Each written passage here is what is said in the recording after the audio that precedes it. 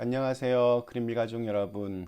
오늘 월요일 아침 또 이렇게 매일 한 말씀을 통하여 이렇게 모든 것이 이렇게 불확실하고 또 어두운 이 세상에서 우리가 살아갈 때에 하나님의 말씀이 우리가 가야 될 방향을 환히 비춰주는 그런 희망의 불빛이 될 수 있기를 주님의 이름으로 간절히 기원합니다. 네, 오늘 저희는 시편 94편 말씀으로 함께 이 아침을 시작하도록 하겠습니다. 시편 94편의 말씀을 제가 먼저 읽도록 하겠습니다. 여호와여, 복수하시는 하나님이여, 복수하시는 하나님이여, 빛을 비추어 주소서. 세계를 심판하시는 주여 일어나사 교만한 자들에게 마땅한 벌을 주소서. 여호와여, 악인이 언제까지 개가를 부르리이까.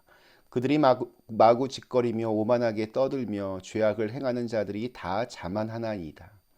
여호와여, 그들이 주의 백성을 짓밟으며 주의 소유를 곤고하게 하며 과부와 나그네를 죽이며 고아들을 살해하며 말하기를 여호와가 보지 못하며 야곱의 하나님이 알아차리지 못하리라 하나이다.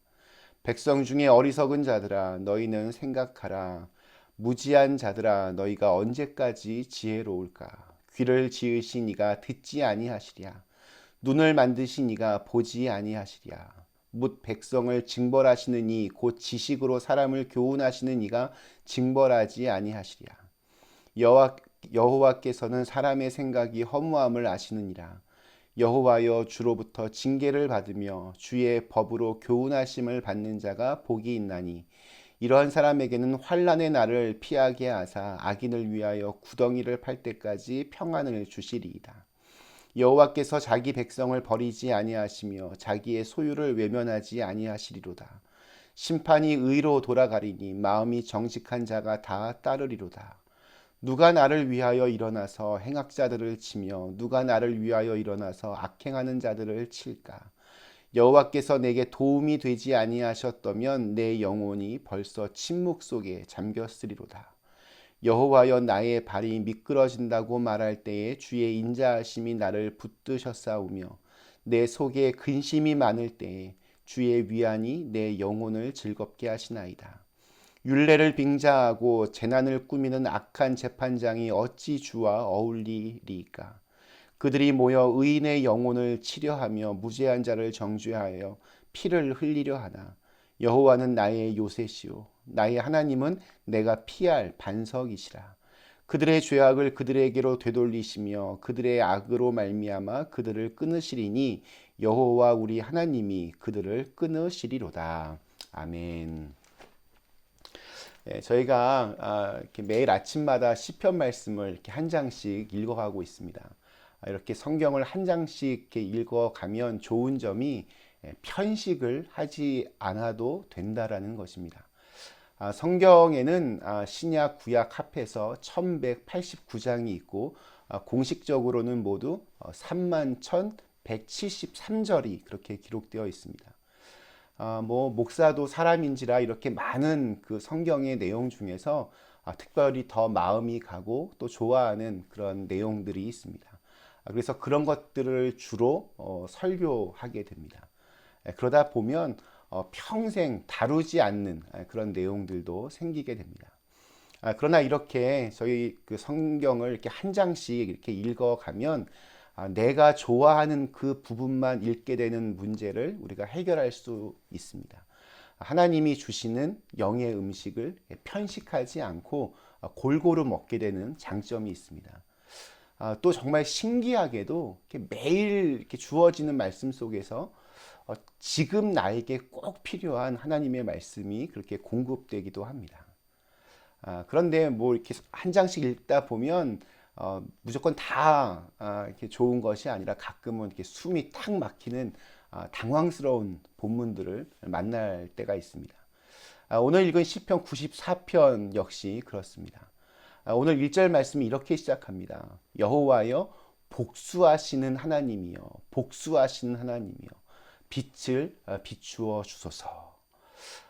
복수하시는 하나님, 이게 피하고 싶은 그런 말입니다. 우리 예수님 굉장히 유명한 말씀, 왼뺨을 맞거든 오른뺨을 뺨도 돌리라고 하셨는데 70번씩 7번이라도 그렇게 용서하라고 하셨는데 오늘 만나게 되는 하나님은 복수하시는 하나님입니다. 성경에서 만나는 이런 하나님의 모습이 때로는 그냥 우리의 마음을 이렇게 불편하게 할 수도 있습니다. 뭐 이걸 모른 척 한다라고 해서 해결되는 것도 아닙니다. 그렇다면 복수하시는 하나님, 이 말이 무슨 뜻일까요? 여기서 표현된 이 복수라고 하는 단어의 히브리어는 네카모드인데 이 말은 완벽한 계산이라고 하는 뜻을 가지고 있습니다. 즉 하나님은 완벽하게 계산하신다는 말입니다. 틀리지 않게 계산하십니다. 그러니까 뿌린 대로 거두게끔 그렇게 만드시는 분입니다. 그런 의미에서 하나님이 복수하신다라는 표현을 하실 때에는 언제나 반드시 정의와 공의라고 하는 단어를 함께 우리가 생각해야만 합니다. 하나님의 복수는 자신의 어떤 원한을 갚는 그런 감정적인 복수가 아닙니다. 하나님의 복수는 다른 사람을 대신해서 그것도 정말 한 줄기 빛도 볼 수 없는 불쌍하고 억울한 사람들을 위하여 대신 싸워주시는, 대신 복수해 주시는 것입니다.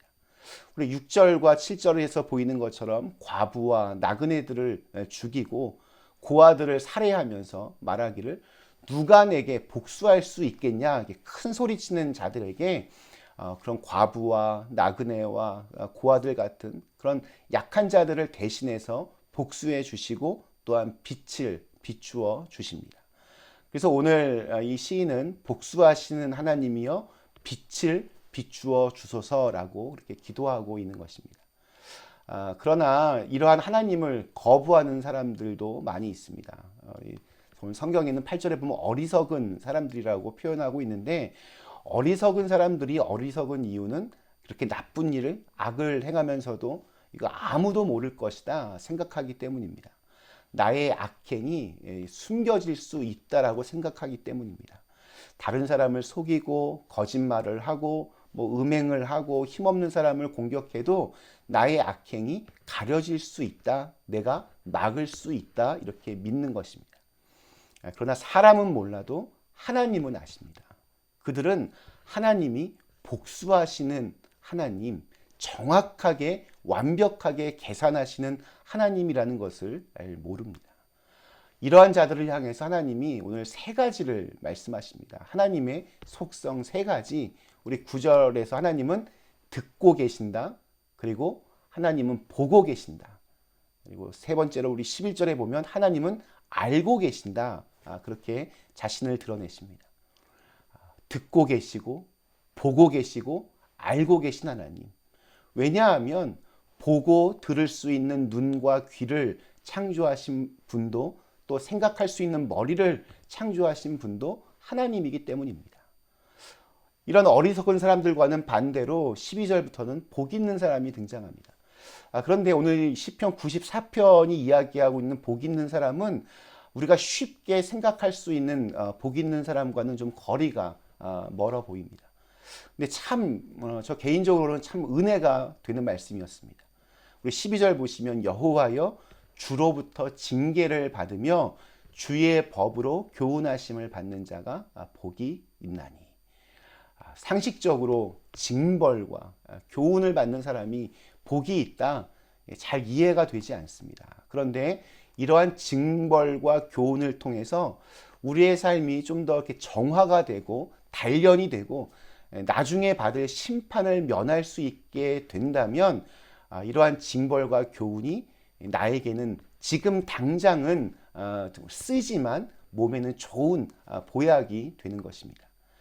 내가 지금 처해 있는 상황이 어렵고 또 애매하고 고난을 당하고 악인들이 정말 세상 판을 치고 있을 때 불평하고 좌절하여 주저앉아서 주님 나에게 무엇을 가르치려고 하십니까? 이렇게 푸념하듯이 말하는 사람들이 아니라 그 모든 것을 나를 훈련시키는 하나님의 뜻으로 알고 좀 더 적극적으로 긍정적으로 하나님의 법을 배우려고 애쓰는 사람이 복 있는 사람이라고 그렇게 오늘 성경은 가르쳐 주고 있습니다.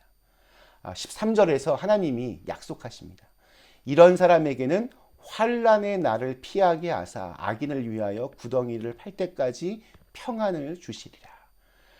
예, 원치 않는 고난을 당할 때 나는 정말 열심히 하려고 했는데 자꾸 어려운 일이 생길 때, 원치 않는 질병에 고통을 당할 때, 믿음으로 살아보려고 애를 썼는데 책망을 듣고 비난을 당하고 억울한 일을 당할 때 훈련시키는 하나님을 보라는 것입니다. 나를 훈련시키시는 하나님, 그리고 그 훈련에 적극적으로 참여할 때 그 훈련을 잘 우리가 행하게 될 때 하나님께서 책임져 주시겠다 약속하십니다. 그래서 복 있는 사람은 17절에서처럼 이렇게 고백합니다. 여호와께서 내게 도움이 되지 아니하셨다면 내 영혼이 벌써 침묵 속에 잠겼으리로다. 그렇기 때문에 이 죄악으로 정말 얼룩진 시기와 질투심으로 끝없는 욕망과 탐욕으로 가득 찬 이 세상에서 불의가 판을 치고 정말 억울한 일을 당하며 절망과 좌절의 늪에 빠져 버린 수많은 사람들 속에서 하나님은 여전히 우리에게 희망이 되어 주시는 분입니다. 우리는 그 하나님께 소망을 두고 그 하나님을 바라보며 사는 사람들입니다. 현재의 고난 역시 나를 향한 하나님의 큰 그림 속에 있음을 믿는 그러한 사람들입니다. 왜냐하면 복수하시는 하나님께서 결국에는 모든 것들을 다시 다 제자리로 돌려놓으실 것을 믿기 때문입니다. 우리 18절과 19절 또 이렇게 고백을 합니다. 여호와여 나의 발이 미끄러진다고 말할 때에 주의 인자하심이 나를 붙드셨사오며 내 속에 근심이 많을 때에 주의 위안이 내 영혼을 즐겁게 하시나이다. 사람은 누군가의 사랑을 받고 있다는 사실을 아는 한 절망하지 않습니다. 하물며 하나님의 인자하심이 우리를 붙들고 계심을 그렇게 알고 믿는 사람이 어떻게 절망할 수 있겠습니까? 우리를 도우시는 하나님이 계심으로 우리의 영혼은 언제나 힘과 위로를 얻을 수 있습니다.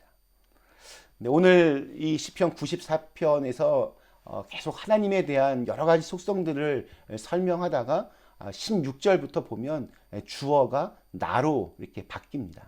자신의 신앙 고백이 시작되는 겁니다. 그러니까 내가 만난 하나님, 내가 경험한 하나님을 그렇게 고백하고 있는 것입니다. 다른 사람이 내 입에 넣어주는 말은 능력이 없습니다. 앵무새처럼 다른 사람의 고백을 따라하는 것도 별 의미 없습니다. 내가 만난 하나님, 내가 경험하는 하나님을 내 말로, 내 언어로 그렇게 고백하는 것이 참 신앙적으로 유익합니다. 그것도 하나의 우리의 훈련의 과정일 수 있습니다. 그런 사람들은 하나님이 지금도 살아 역사하셔서 우리의 삶을 이끌고 계심을 진심으로 믿을 수밖에 없습니다. 그 하나님 참 좋으신 분입니다. 그 하나님과 오늘도 함께 동행하며 그렇게 기쁨으로 평안으로 살아가실 수 있기를 주님의 이름으로 간절히 축원합니다. 잠시 함께 기도하시겠습니다. 하나님, 이 어둡고 혼탁한 세상 속에서 우리는 하나님만을 믿고 의지하며 그렇게 살아갑니다. 우리가 걸어가는 그 길에 환한 빛을 비추어 주시고 모든 것을 완벽하게 계산하시는 복수하시는 하나님을 믿고 지금의 이 힘든 일들에 너무 좌절하지 않게 하여 주시고 다시 모든 것들을 되돌려 주실 회복시켜 주실 하나님을 믿고 의지하며 또 오늘 하루를 힘차게 살아갈 수 있도록 인도하여 주시옵소서. 예수님의 이름으로 간절히 기도드리옵나이다. 아멘.